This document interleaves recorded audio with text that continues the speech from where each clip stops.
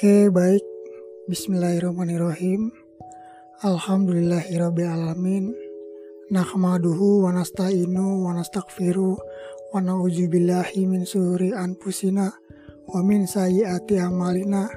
Min yahdihillahu fala mudhillalah wa min yudhilhu fala hadiyalah. Allahumma sholli wa sallim ala sayyidina Muhammadin wa ala alihi washabihi ajmain. Alhamdulillah kita dapat berjumpa lagi di musim penghujan ini ya. Nah, kali ini kita temanya yang ringan-ringan dulu nih. Kalau kemarin kita itu sudah banyak berjumpa dengan tema-tema yang cukup berat lah ya, dan berpikir serta mengulas sejarah dan juga ide pemikiran daripada tokoh-tokoh bangsa maupun dunia. Nah, kali ini kita suasananya pembahasannya lebih santai dan lebih menyentuh kepada hati ya. Karena tema kali ini kita akan membahas cinta.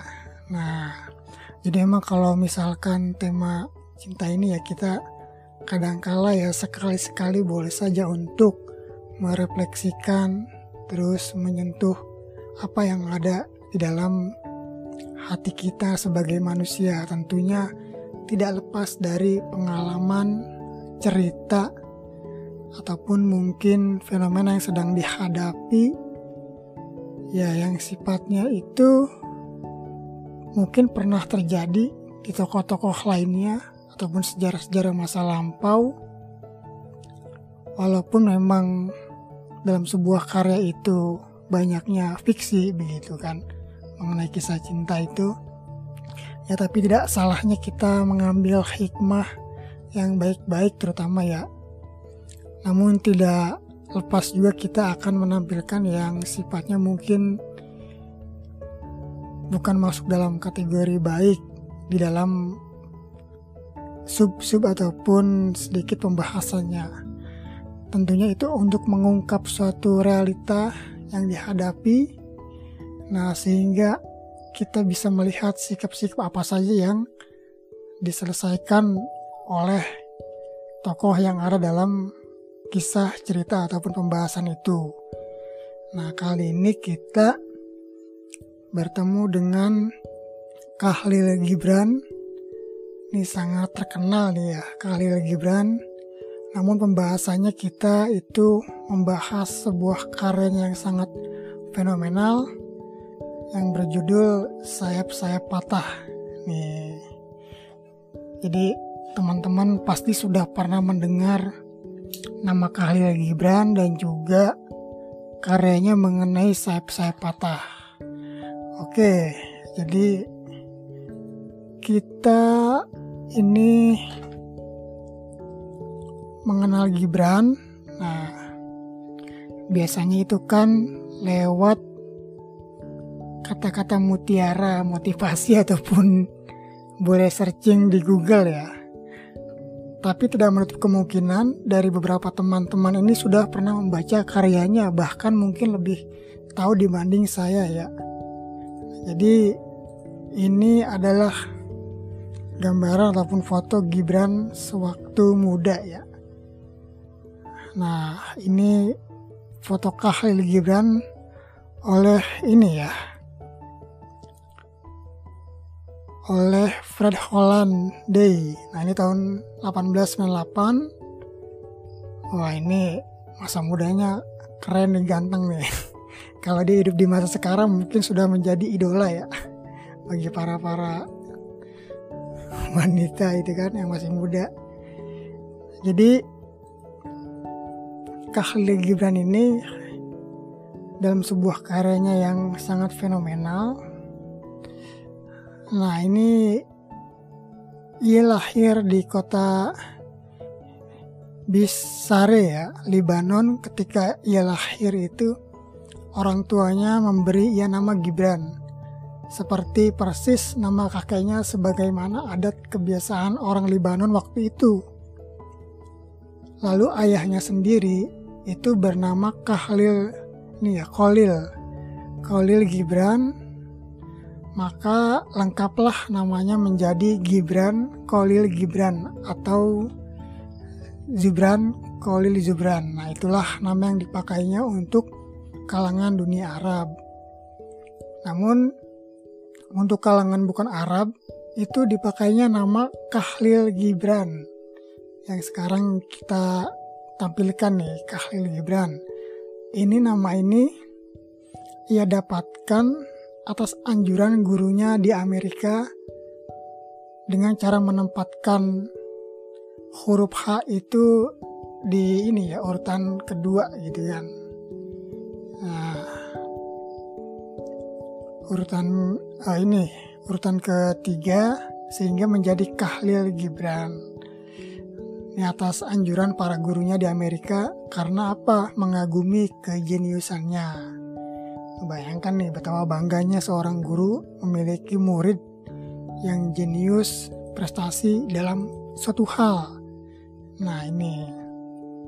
Lalu karyanya tentang sayap-sayap patah ini aslinya ditulis dalam bahasa Arab di New York ya, dimulai tahun 1912 ketika waktu ia tinggal di sana.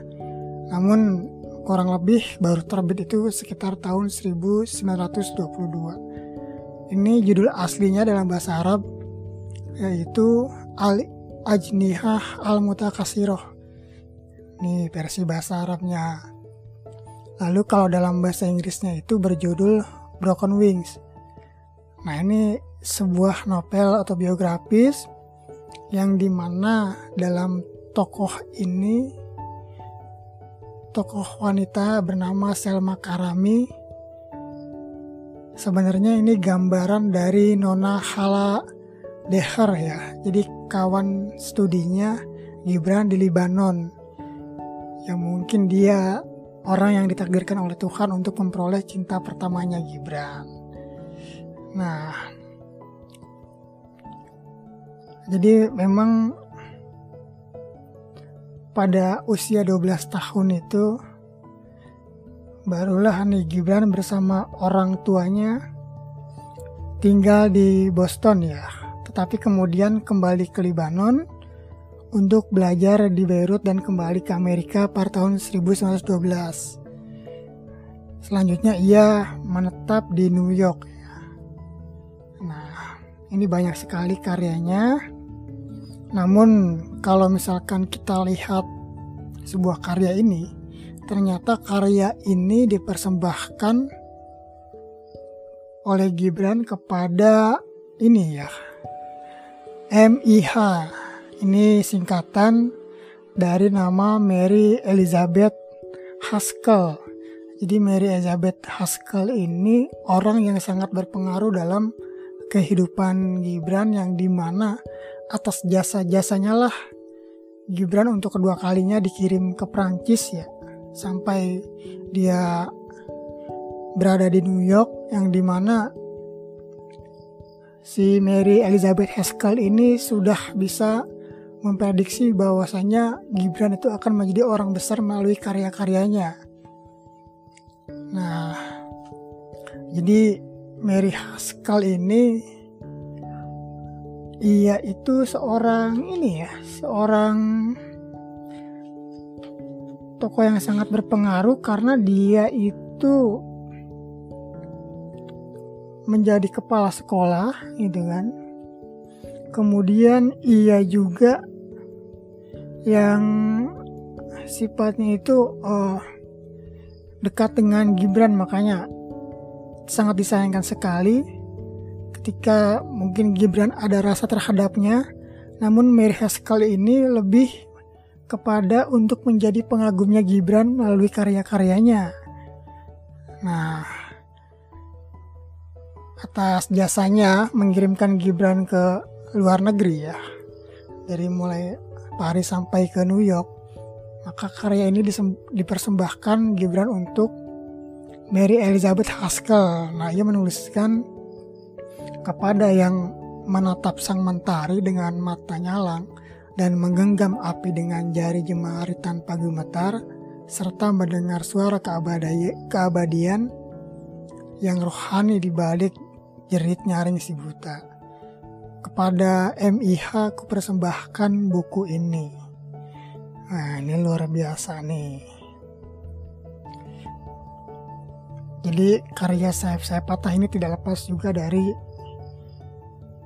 perannya Mary Haskell. Nah, kalau kita mendalami siapa Mary Haskell itu, ya iyalah seorang direktur bank yang menjadi kepala sekolah di Haskell Dance School ya. Nah, dari situ ia akhirnya menjadi sahabat akrab ya, sekaligus dapat dikatakan mentornya Gibran ya dalam menentukan kebesarannya. Nah, sehingga ya karena ia sudah meyakini bahwasanya Gibran ini akan menjadi orang besar, maka Mary lah yang membiayai perjalanannya studi Gibran. Nah, untuk ke Paris karena ia yakin akan kecemerlangan masa depan Gibran. Bahkan Gibran pun pernah menuliskan surat kepada Mary. Dan Mary pun menuliskan surat kepada Gibran yang sangat luar biasa ya, tentang prediksinya ataupun pandangannya terhadap masa depan Gibran yang besar. Kira-kira seperti ini. Karya nyatamu melampaui apa yang ada pada generasi ini, atau bahkan berbagai generasi yang sempat kau saksikan. Hanya masa depanlah yang dapat memperlihatkan luasan citanya, dan pada hari itu, ketika manusia sedang menyebut abad ke-20 sebagai tahap embrio bagi dirinya, ia akan menyebutmu seperti menyebut dirinya. Tetapi engkau ketika datang hari itu akan terus menciptakan hari-hari depan. Bagimu kini apa yang kau tulis dan kau lukis semata-mata menyatakan fragmen-fragmen pandanganmu. Nah, ini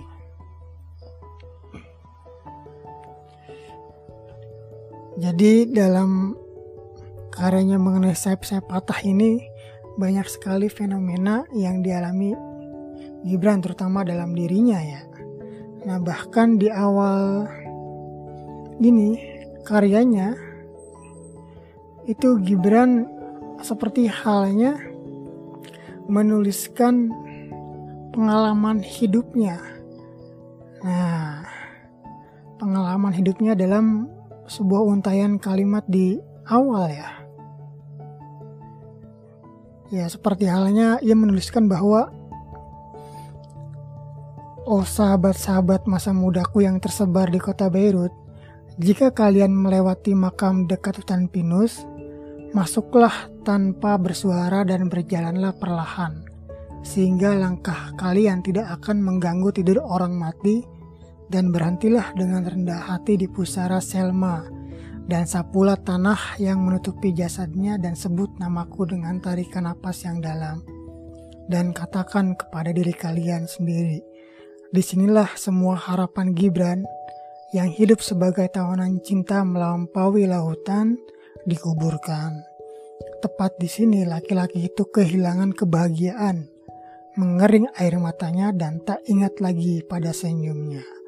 Nah, ini bagian ini kan semacam penjelasan bahwa ya tokoh utamanya dalam bagian ini bernama Gibran. Nah, jadi ini menjelaskan bahwa penggalan ini adalah riwayat hidupnya. Namun tentu harus dipertimbangkan juga bahwa ya ini mungkin salah satu teknik penulisan fiksi. Ya, meskipun para didasarkan pada orang yang benar-benar ada ya ini penulis. Jadi ya seperti halnya nama Mary Haskell, wanita yang dicintai Gibran gitu. Itu kan merupakan nama buatan yang dimana nama sebenarnya tokoh wanita yang ia kagumi, ia cintai itu adalah Hala Deher. Nah, oke, langsung saja nih kita mulai dengan butir-butir hikmah cinta. Jadi pada saat ini ya, Gibran itu sedang mengobrol bersama temannya yang laki-laki. Tak lama kemudian muncullah seorang bapak-bapak ya, ataupun orang tua, seorang laki tua yang dimana ia mengenal temannya Gibran. Nah, lalu akhirnya temannya Gibran itu memperkenalkan, inilah Faris Effendi. Nah, Faris Effendi Karami yang dimana ia seorang yang baik, bijaksana. Lalu ketika melihatnya, ya Gibran pun mengenalkan namanya. Nah, ketika Gibran mengenalkan namanya, lalu lelaki tua ini memandangi wajah Gibran. Nah, seakan-akan ia teringat akan seseorang. Benarlah apa yang dikatakannya bahwa lelaki tua itu mengatakan, "Aku melihat temanku di dalam wajahmu." Nah, jadi lelaki tua ini adalah temannya bapaknya Gibran. Nah, sehingga dari pertemuannya itulah ia ingin mengenal Gibran lebih jauh, kemudian juga ingin bercerita tentang masa mudanya bersama ayah Gibran, laki tua ini. Lalu diundanglah Gibran itu ke rumah laki tua ini. Ia sedang ngobrol-ngobrol di ruang tamu ya. Nah, setelah itu laki tua ini memanggil anaknya gitu kan. Ya, jadi istilahnya manggil anaknya, kalau kita kan biasanya sambil membawa ini ya, minuman gitu. Teh atau kopi ataupun air putih sebagai anak untuk ini ya, menghormati tamu. Nah, pada saat itulah ternyata anak laki tua ini adalah seorang perempuan yang bernama Selma Karami. Nah, Selma Karami inilah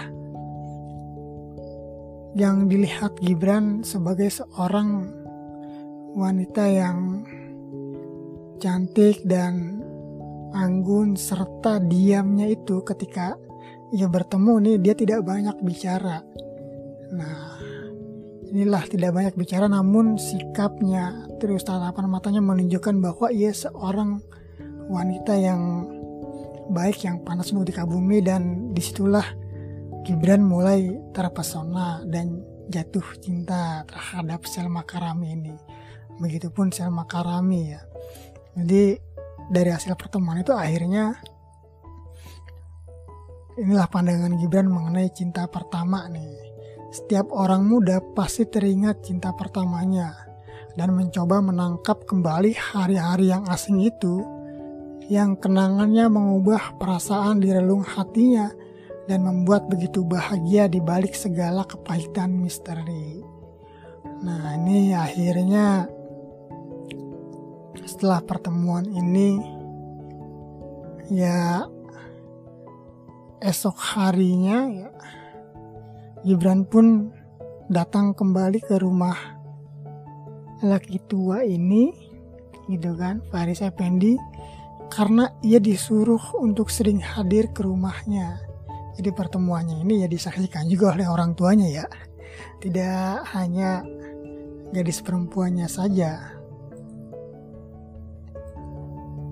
Obrolannya ini ya awalnya memang membahas masa-masa muda lelaki tua itu ya, karena memang biasanya orang tua itu kan senang membahas ini masa lampaunya ketika muda. Nah, namun Selma ini seorang perempuan yang baik dan juga ia sangat patuh sifatnya ya, seperti orang tuanya.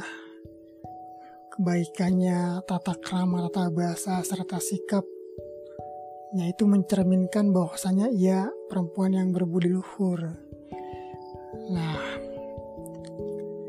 jadi diamnya ini yang menunjukkan bahwa memang ada kesan yang sangat mendalam antara Selma Karami dengan Gibran. Nah, inilah dimana pandangannya mengenai cinta dan pesona jiwa itu, Gibran mengatakan bahwa salahlah orang yang mengira bahwa cinta itu datang karena pergaulan yang lama dan rayuan yang terus-menerus.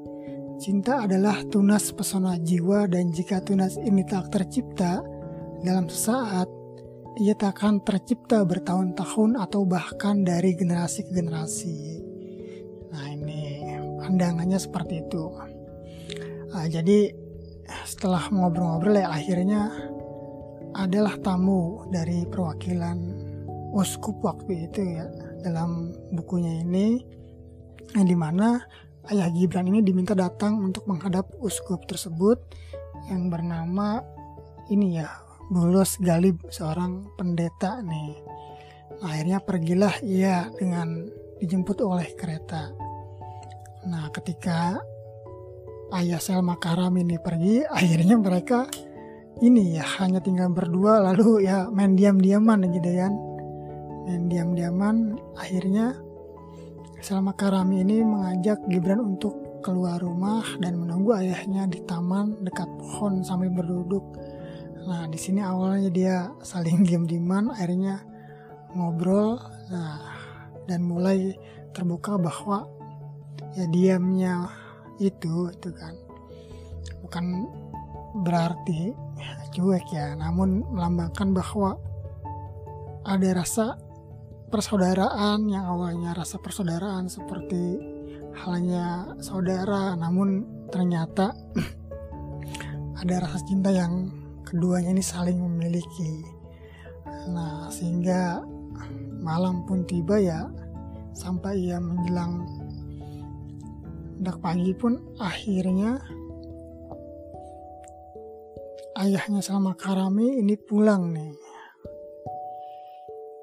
dan memberikan kabar bahwa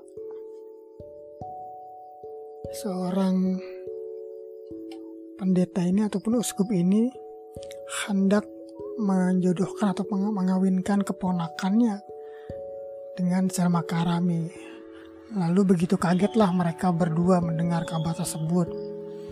Nah, apalagi dikatakan bahwa keponakan dari pendeta ini yang ada dalam buku ya ialah Mansur Bey Galib. Nah, ponakan pendeta yang dimana dalam desas-desis yang dengar di masyarakat bahwa ia seorang sosok yang tidak baik gitu kan, sering berpesta pora dan juga sering bermain wanita, maka ya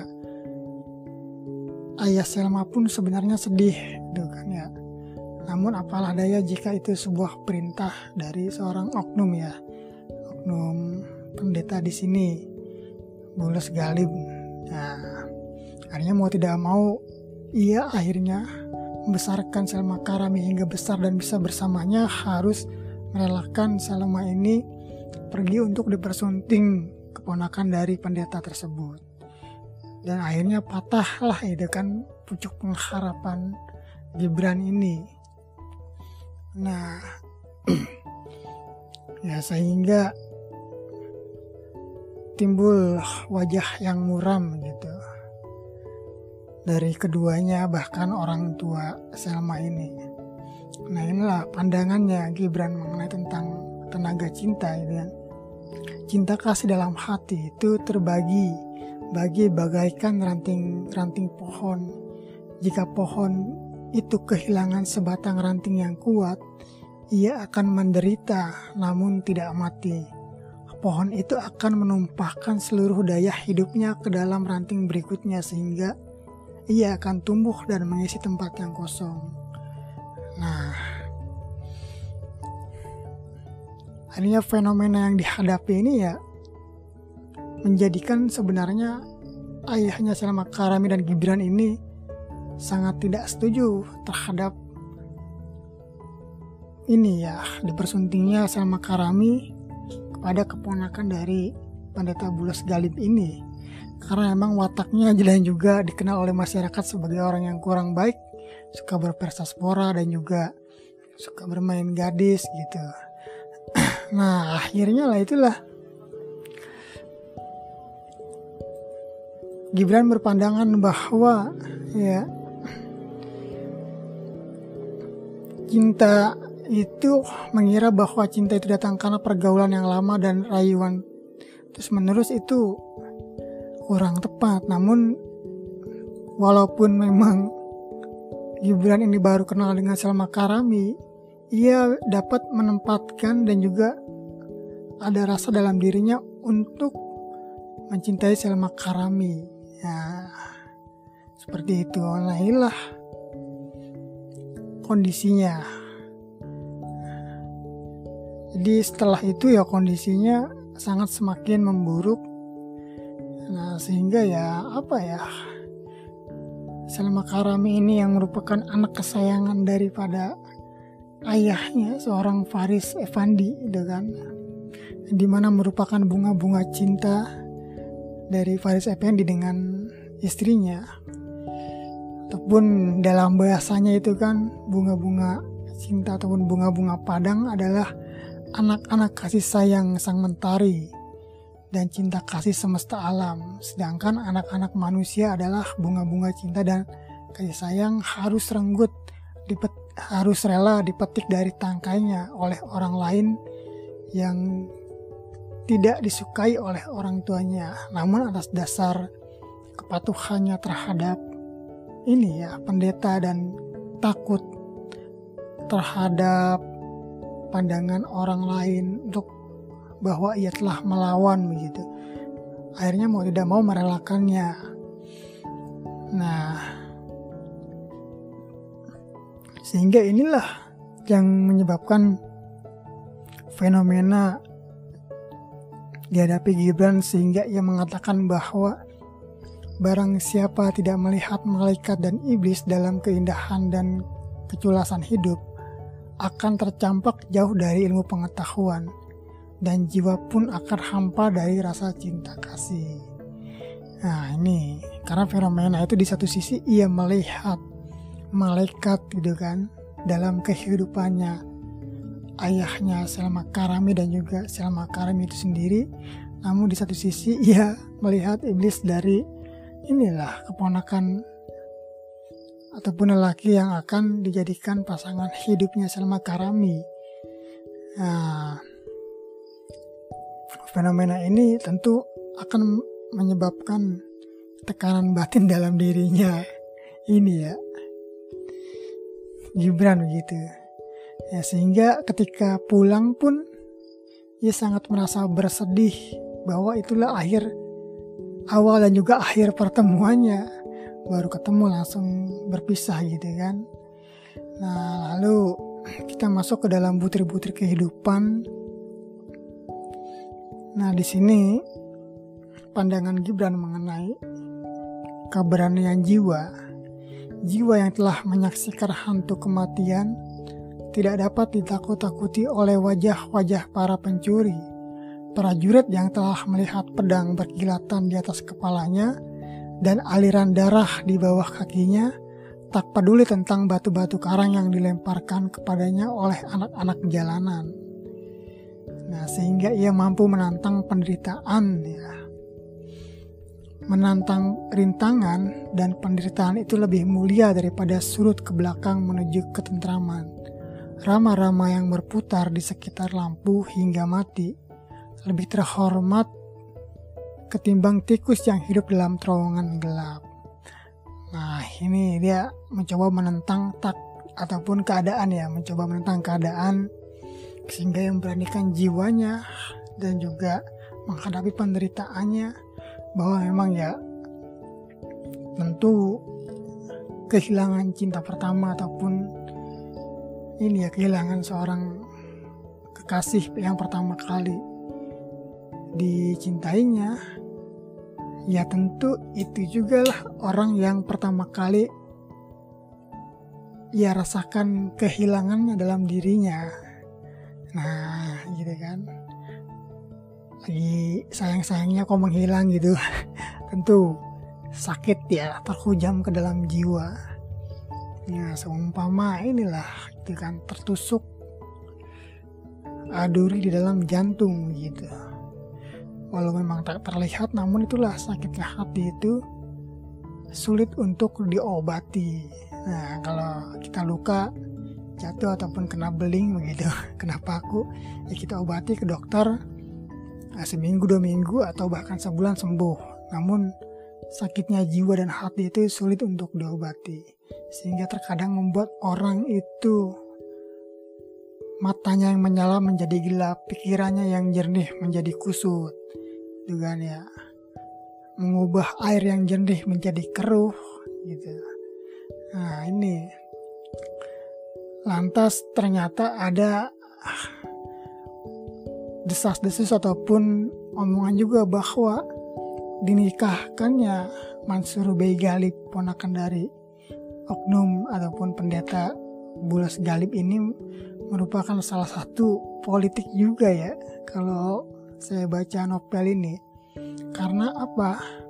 Agar keponakannya ini mampu hidup sejahtera, karena memang Selma Karami ini dan juga ayahnya Faris Effendi ini adalah seorang yang kaya raya. Nah, sehingga dengan dinikahkannya Selma Karami dengan keponakan pendeta itu, Mansur Bey Galib, dengan harapan bahwa keponakannya itu dapat hidup sejahtera dan kaya raya. Nah itu sehingga ia bisa menguasai kekayaan dari Faris Effendi ketika ia sudah meninggal. Nah itu yang diharapkannya. Nah sehingga pada waktu itu memang Gibran pun berpandangan bahwa kadang kekayaan bagi sebagian orang itu malah menjadi malapetaka.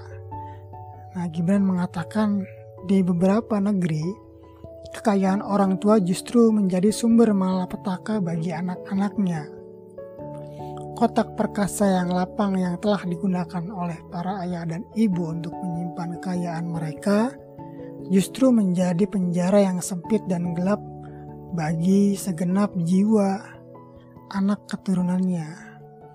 Dinar yang amat berkuasa yang dipuja-puja orang berubah menjadi hantu yang merejam jiwa dan membunuh hati nurani.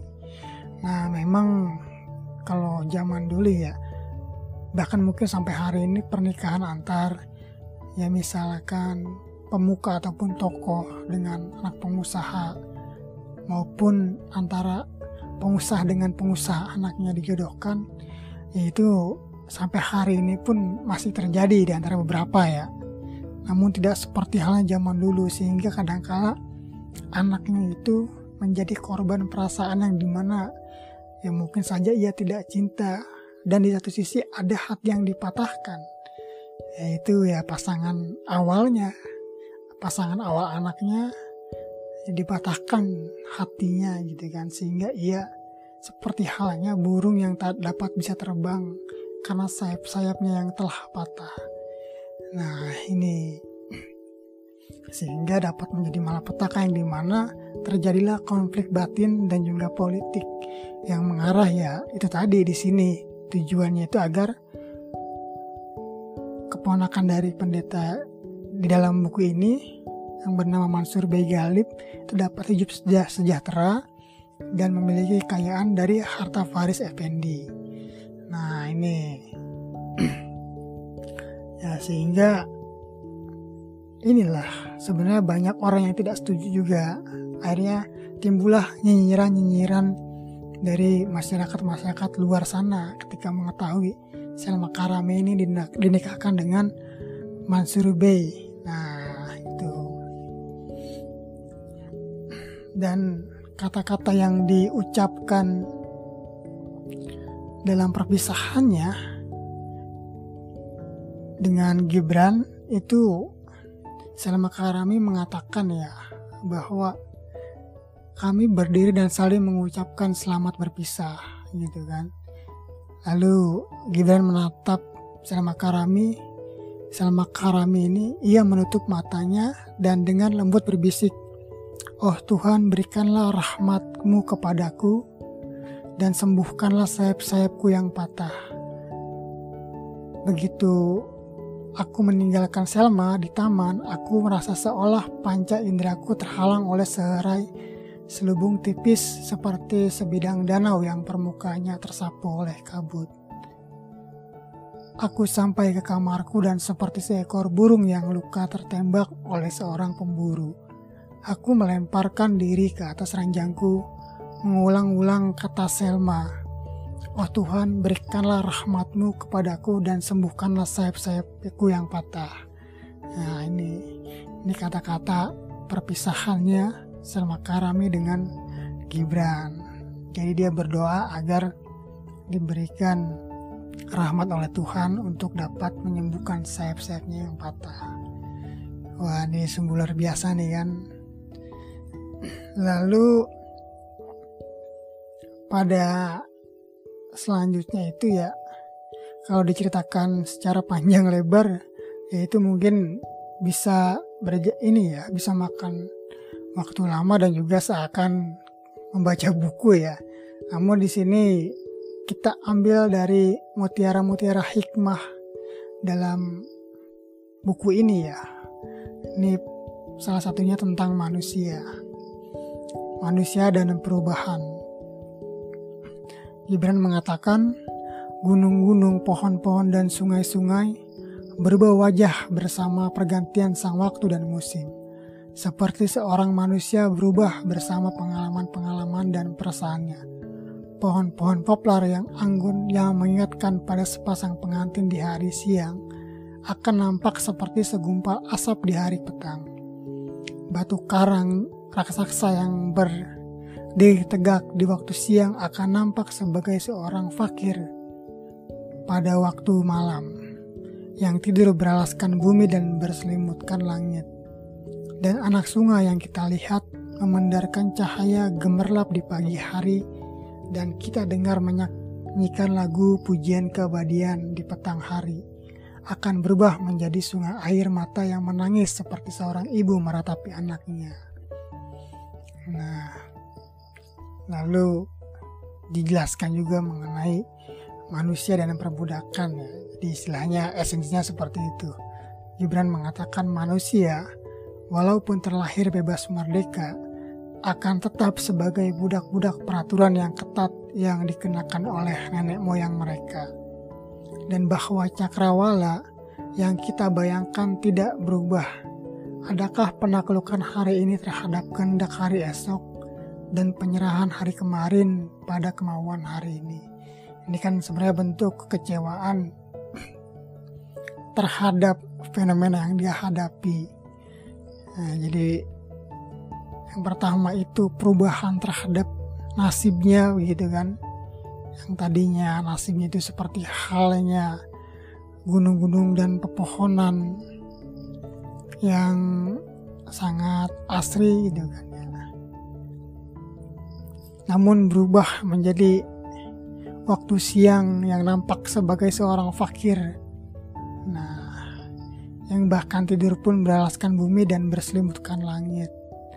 Dan ia beranggapan bahwa ternyata manusia itu walaupun terakhir bebas merdeka, namun karena adanya peraturan ketat dan juga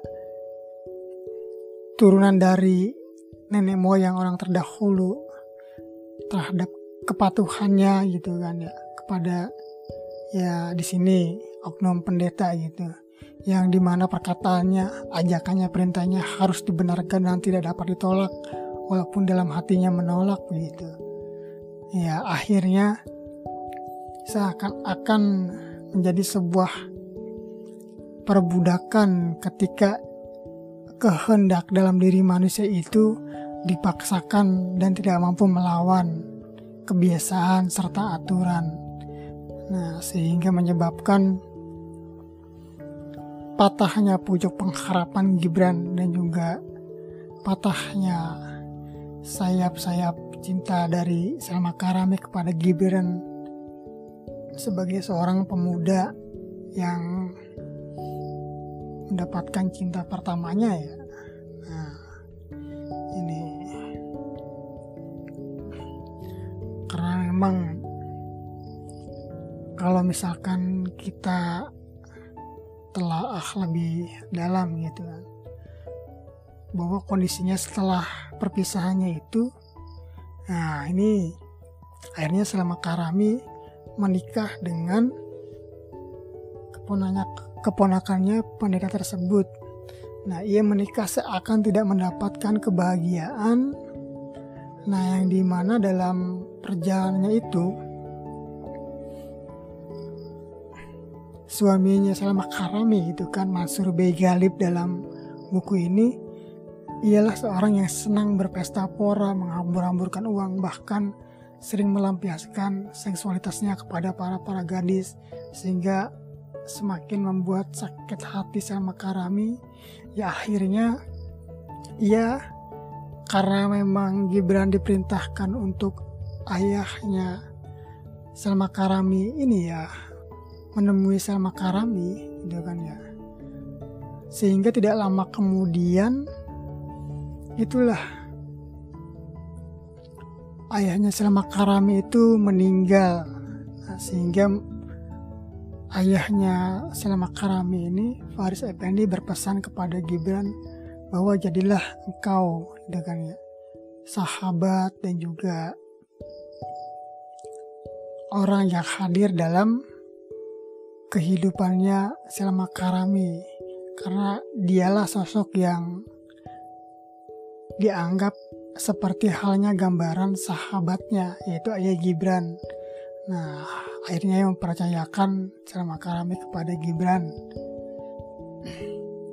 Nah, inilah akhirnya Salma Karami memutuskan untuk bertemu Gibran dalam 1 bulan sekali di kuil yang sudah kuno ya, yang mungkin jarang dihadiri oleh orang-orang. Nah, di kuil itulah akhirnya Gibran dengan Salma Karami ini bercengkrama, berbicara, bahkan mereka bertukar pikiran, pengetahuan. Suatu ketika ini Gibran datang ke kuil tersebut menunggu Salma Karami. Nah, ia sambil membawa buku ya untuk diceritakan kepada Salma. Lalu ternyata Salma datangnya lama nih. Datangnya lama dan kemudian akhirnya muncul. Lalu Salma mengatakan bahwa pertemuannya dengan Gibran di sini telah diketahui oleh ini ya, pamannya Mansur Bey ataupun suaminya Salma. Nah, karena seorang pendeta ini ya banyaklah itu kan orang yang mengenalnya dan juga mata-matanya, sehingga melaporkan kepada pamannya Mansur Bey ini. Nah, seakan-akan menjadi pandangan bagi masyarakat bahwasanya Salma Karami ini layaknya seorang pelacur yang selingkuh dengan laki lain gitu kan ya, padahal kondisinya yang justru malah bersenang-senang berpesta pora dengan wanita lain adalah suaminya sendiri. Namun apalah daya, akhirnya Salma memutuskan untuk berkata kepada Gibran agar pertemuannya itu dihentikan karena sudah diketahui. Dan Gibran pun menolak sebenarnya dengan cara memberikan gambaran bahwasanya ya harus bangkit begitu kan, harus bangkit, dan juga bahwa kebenaran kebahagiaan itu harus didapatkan dan tidak mungkin engkau bertahan dalam sebuah kondisi yang dimana justru membuatnya menderita ya, walaupun dalam dirinya ialah adalah seorang wanita yang baik gitu, yang tidak pantas untuk disakiti. Nah, namun Salma Karami memilih tetap untuk menanggung takdir dan nasibnya, bahwa itu adalah sudah kehendak, nasib dan juga takdir dari Tuhannya, sehingga Salma Karami harus menghadapi kondisi yang pahit itu. Nah, akhirnya mereka pun berpisah, dan tidak lama kemudian Salma Karami semakin mengalami penderitaan ketika gitu orang-orang mengatakan bahwa Salma Karami ini seorang wanita yang mandul, dan juga Mansur Bey Galib ini suaminya sangat tidak senang dan juga malah balik sangat membenci Salma Karami dengan sikap-sikapnya yang cuek gitu, dan juga akhirnya ia berpaling kepada wanita-wanita lain, sehingga membuat Salma Karami sangat bersedih. Lalu ia pun berdoa setiap malam meminta kepada Tuhannya agar dapat diberikan keturunan, sehingga tidak lama kemudian ia diberikanlah anugerah oleh Tuhannya untuk memiliki keturunan. Nah, pada saat itulah Salma Karami akhirnya melahirkan. Namun ketika anaknya lahir gitu, kondisinya Salma Karami belum tahu bahwa ada masalah dalam bayinya. Dokter itu pun sudah menyadari dan juga dokter itu menitikkan air mata ya ketika anaknya Salma Karami ini lahir. Dokter pun bersedih dan belum sempat mengatakan. Nah, lalu akhirnya pada esok pagi harinya barulah dokter itu mengatakan bahwa bayi yang dilahirkannya itu meninggal. Nah, akhirnya Salma Karami ini sedih dan menjerit-jerit karena anaknya itu meninggal ya. Nah, meninggal dan ia tetap memaksa untuk dapat melihat anaknya dan menyapa anaknya, belum menerima bahwa anaknya telah meninggal. Nah, sehingga dokter terus menyadarkan dan dari rasa sakitnya terhadap anaknya yang meninggal itu akhirnya ia sadar dan berkata kepada dokter bahwa berikanlah anakku yang telah lahir itu walaupun kondisinya sudah meninggal ya. Nah, akhirnya ia melihat anaknya, lalu ditaruhlah anaknya itu di atas ini ya, tubuhnya gitu kan, atas perutnya. Ia tatapi anaknya dan tidak lama kemudian karena permasalahan kelahirannya itu akhirnya Salma Karami pun meninggal dunia. Nah, ini seakan-akan sebelum ia dikuburkan, masyarakat itu ketika dalam proses hendak diturunkannya Salma Karami bersama anaknya ke liang lahat, masyarakat berpandangan bahwasanya inilah anugerah dari Tuhan. Kelahiran anaknya Salma Karami ialah untuk membebaskan ibunya, membebaskan Salma Karami dari penderitaan hidup. Nah, jadi esensinya dengan cara dilahirkan anaknya itu hendak membebaskan ibunya dari penderitaan hidup, sehingga ya akhirnya ibunya meninggal juga. Nah, akhirnya dia keluar dari penderitaan dengan pandangan dari masyarakat sebagai wanita yang mulia. Ini sungguh luar biasa nih.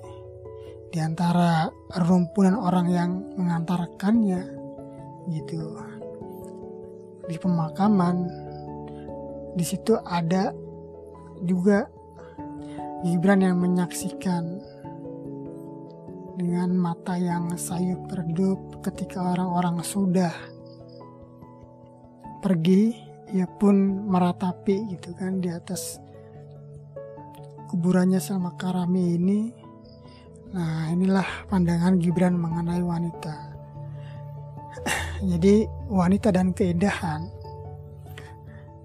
Jadi seorang wanita yang telah dilengkapi oleh Tuhan dengan keindahan jiwa dan raga ialah sebuah kebenaran yang sekaligus nyata dan maya, yang hanya bisa kita pahami dengan cinta kasih dan hanya bisa kita sentuh dengan kebajikan. Dan jika kita mencoba melukiskan wanita demikian itu, ia pun menghilang seperti kabut. Nah, ini jadi pendapatnya itu kan pada esensinya bahwa seorang wanita itu adalah dilengkapi oleh Tuhan dengan keindahan jiwa, raga. Nah, ini jadi keindahan wanita itu terletak daripada jiwa dan raga. Tentu kalau misalkan salah satu ini menghilang, ya akhirnya ia kehilangan setengah daripada keindahannya. Kan seperti itu. Lalu Gibran pun mengatakan bahwa hati nurani seorang wanita takkan berubah oleh waktu dan musim. Bahkan jika mati abadi, hati itu takkan hilang muka. Hati seorang wanita laksana sebidang padang yang berubah menjadi medan pertempuran. Sesudah pohon-pohon ditumbangkan dan rerumputan terbakar dan batu-batu karang memerah oleh darah dan bumi ditanami tulang temulang dan tengkorak-tengkorak, ia akan tenang dan diam seolah tiada sesuatu pun terjadi, karena musim semi dan musim gugur datang pada waktunya dan memulai pekerjaannya. ini dia menggambarkan bahwa betapa hati nurani Selma itu ia akan utuh dan tidak berubah oleh waktu ya, hingga bahkan ajal menjemputnya gitu. Dan kenangan pun tentu dikenang sebagai seorang yang bijak, baik, dan juga memiliki sikap jiwa dan rohani yang mulia, kan seperti itu. Lalu ia mempunyai pandangan mengenai wanita modern. Peradaban modern telah membuat wanita sedikit lebih bijaksana. Namun hal itu telah menciptakan penderitaan yang lebih berat baginya karena ketamakan laki-laki. Wanita masa lalu adalah istri yang bahagia. Namun wanita masa kini adalah seorang nyonya yang menderita. Di masa lalu ia berjalan dalam cahaya dengan mata buta. Namun sekarang ia berjalan dengan mata yang nyalang dalam kegelapan. Nah, ini maksudnya kan kalau dulu itu ia dapat berjalan dalam cahaya walaupun matanya buta, artinya lingkungan kehidupannya itu masih dalam kondisi yang baiklah dialami. Namun sekarang walaupun ia dapat melihat, dapat memiliki pengetahuan, bahkan Selma Karami ini hidup sejahtera, namun justru ia hidup dalam kegelapan dan juga penderitaan. Ini kan ekspresi dari perasaannya. Oke, lanjut. Gibran mengatakan ia anggun dalam kebodohan, berwibawa dalam kebersajaan, dan perkasa dalam kelemahannya. Kini ia telah menjadi buruk dalam kelincahan, picik dan tanpa hati nurani dalam ilmu pengetahuannya. Akan datangkah masanya ketika keanggunan dan pengetahuan, kelincahan dan kewibawaan, serta kelemahan raga dan keperkasaan jiwa menyatu dalam diri seorang wanita. Ini dia akan seakan berharap dan juga beranggapan bahwasanya harusnya itu ya kewibawaan, kebersajaan, dan juga hati nurani, ilmu pengetahuan itu harus dapat berjalan secara berbarengan tanpa adanya satu sisi yang menyebabkan dirinya itu jatuh dan juga mengalami penderitaan dalam hal cinta ya terutama, sehingga ia kewibawaan, kebersahajaan yang dimiliki sosok oleh Selma ini harusnya menjadi sebuah kebahagiaan, bukan penderitaan yang dia alami. Dan juga harusnya cinta yang ia terima ialah cinta yang benar-benar tulus seperti halnya dari Gibran, sehingga tidak menyebabkan sayap-sayap cintanya itu patah, sehingga menyebabkan penderitaan yang mendalam bagi dirinya dengan segala macam hal dinamika kehidupan. Nah, ini sungguh luar biasa nih. Lalu mutiara yang kita dapat dalam novel ini pun ialah kesetiaan dan kehormatan. Berkali-kali, kata Gibran nih, berkali-kali aku telah membuat perbandingan antara keluhuran pengorbanan dan kebahagiaan pemberontakan untuk menemukan yang mana yang lebih luhur dan lebih indah. Namun hingga kini aku telah terpaku hanya pada suatu kebenaran dalam seluruh persoalan itu. Dan kebenaran itu ialah kesetiaan yang membuat seluruh perilaku kita jadi indah dan terhormat. Nah, ini kan rasa kesetiaan dan juga kehormatan itu dimiliki oleh Selma ya, yang dimana ia tetap setia sampai akhir hayatnya walaupun Gibran tidak memiliki raganya, namun ia masih memiliki hatinya. Dan juga kehormatan yang didapatkan oleh Selma Karami atas kebersahajaan, kebijaksanaan, kedermawanan, keanggunan, bahkan pengetahuan yang ia miliki itu, sehingga menyebabkan pandangan masyarakat walaupun memang sempat melihatnya sebagai seorang yang buruk ya, karena pernah mendatangi Gibran dan mengobrol dengan Gibran di kuil gitu kan. Namun akhirnya pandangan masyarakat ini objektif bahwa sosok Selma ini ialah seorang wanita gitu yang terhormat. Nah, itulah makanya masyarakat ketika mendatangi penguburan jenazah Selma Karami dan juga anaknya, itu disatukan kuburannya kan. Jadi kuburan ayahnya itu digali, kemudian di atas ayahnya adalah Selma Karami, dan di atas tubuh Selma Karami ini terbaringlah anaknya yang baru lahir itu. Akhirnya ia sampai meninggal pun meninggal sebagai seorang wanita terhormat ya. Dan benar sekali apa yang dikatakan oleh Selma Karami bahwa dalam perpisahannya itu kan ya, ia meminta kepada Tuhannya agar menyembuhkan sayap-sayap patahnya ya, dengan cara yang baik, yaitu dengan cara ia melahirkan anaknya, dan dari hasil persalinan dengan anaknya itulah ia meninggal dengan anaknya. Seakan-akan anaknya ini membawa keselamatan dalam penderitaan hidup bagi diri Selma. Nah, dan juga pesan Salma kepada Gibran bahwa engkaulah masih seorang lelaki yang dapat bebas dan merdeka, yang bisa masih menentukan takdirnya dan juga kebesarannya, dan dapat terus berjuang melangkah lebih jauh ya, sehingga ia dapat menjadi terkenal dan juga penyair serta sastrawan, bahkan filsuf ya gitu kan, yang sangat besar dan hingga hari ini kita mengenalnya. Nah itu, walaupun memang pada sampai akhir hayatnya ini Gibran belum sempat mendapatkan kekasih ya, karena dia gagal, dan apalagi Mary Elizabeth Haskell itu ia hanya mengagumi Gibran saja.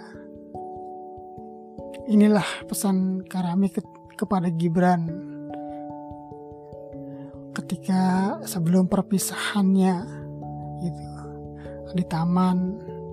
Jadi kata Selma itu, aku ingin engkau mencintaiku sebagai seorang penyair mencintai pikiran-pikirannya yang berduka ya. Aku ingin engkau mengenangku seperti seorang pengembara mengenang sebidang kolam yang tenang, tempat citranya membayang ketika ia meminum airnya. Aku ingin engkau mengenangku seperti seorang ibu mengenangkan anaknya yang mati sebelum sempat melihat cahaya.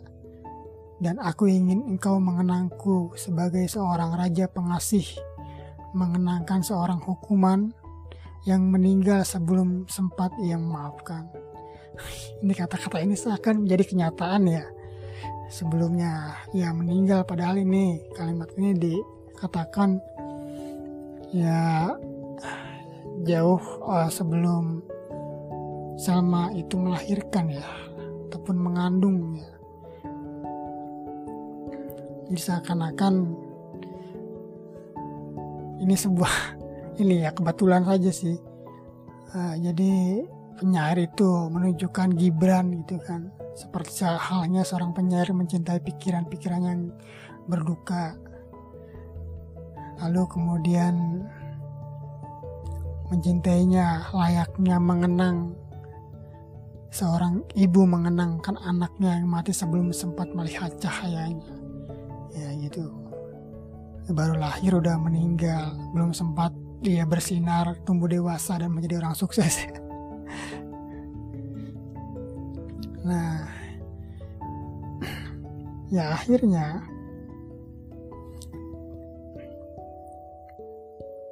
itulah kondisinya, yang dimana ketika Gibran itu bertanya gitu kan, mengunjungi makam Selma, ia bertanya kepada seorang penggali kubur. mengenai di manakah letak itu kan ya, letak Faris Effendi ataupun ayahnya ini ya, Selma gitu kan. Lalu akhirnya seorang penggali kuburan ini menunjukkan letaknya. Disinilah ia terbaring gitu kan. Dan di sini pula ya Selma ini dikuburkan.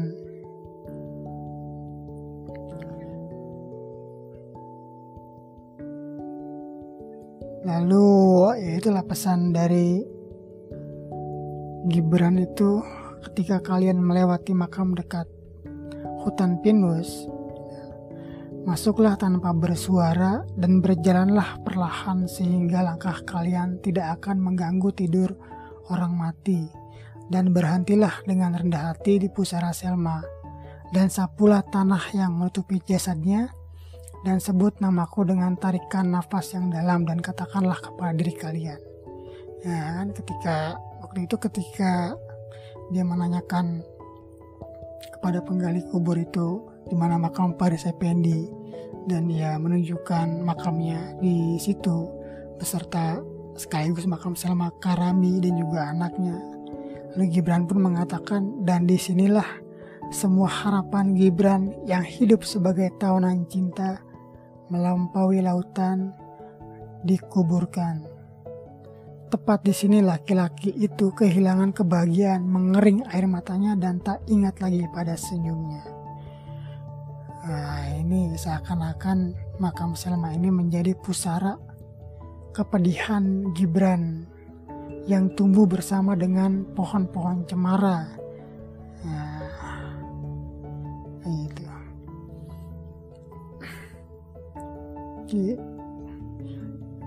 Banyak sekali ya kata-kata hikmah yang dapat kita ambil dalam novel ini, Sayap-Sayap Patah ini kan. Nah, sehingga kita dapat membedakan dan juga dapat memberikan sebuah gambaran ya, yang dimana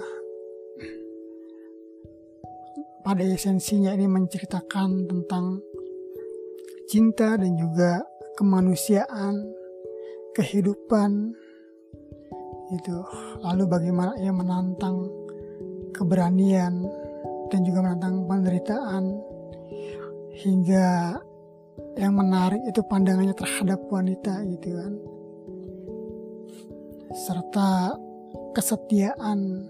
Nah, oke, mungkin cukup sekian untuk podcast kali ini. Jadi memang kalau dalam roman ini memahami ini esensi dari sebuah novel ya, karena memang roman ini namun sedikitnya inilah dapat memberikan gambaran terhadap isi novel Sayap-Sayap Patah ini. Ya, tentu kalau kekurangan itu milik saya ya. Kalau misalkan sekalinya betul ataupun tepat, itu namanya kebetulan. Oke, mungkin cukup sekian. Terima kasih. Wassalamualaikum warahmatullahi wabarakatuh.